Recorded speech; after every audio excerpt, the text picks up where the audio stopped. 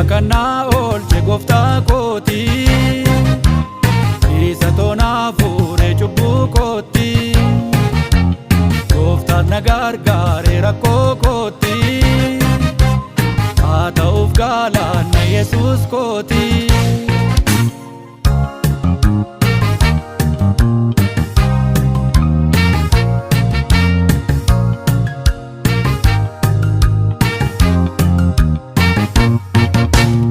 Yommuun jooraa ture cubbuu kooti, humtuun an gargaare rakkoo kooti. Yesuus konnaa argee dhiphinaa koo, ofiit na fo'ate fayyisaan koo. Du'a kannaa oolche gooftaa kooti, isa toonaa fuudhee cubbuu kooti. Gooftaan na gargaare rakkoo kooti, haa ta'uuf galaanni Yesuus kooti.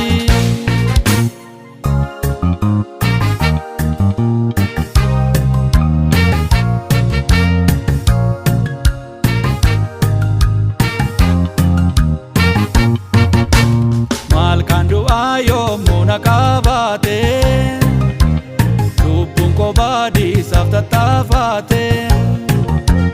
Gooftaan koo lubbuusaa anaaf laate, Waaqayyo abbaat na araarfaate.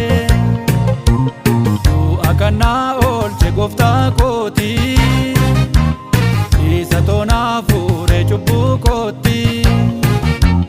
Gooftaan na gargaare rakkoo kooti, haa ta'uuf galaanni Yesuus kooti.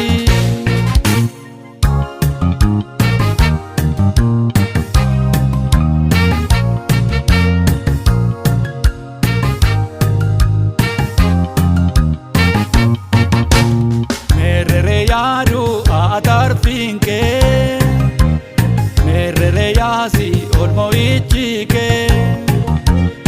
Ano gooftaa kooti naraa'eera, ayyaana isaatiin amma fayyeera. Du'a kannaa oolche gooftaa kooti,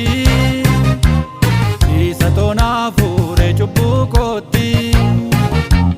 Gooftaan na gargaare rakkoo kooti, haa ta'uuf galaanni Yesuus kooti.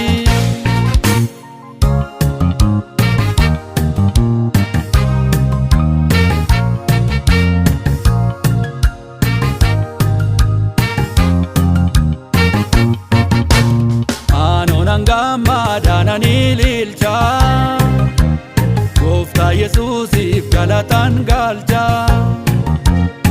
Isa toonaa fuudhee cubbuu kooti, galanni haa ta'u gooftaa kooti. Du'a kannaa oolche gooftaa kooti,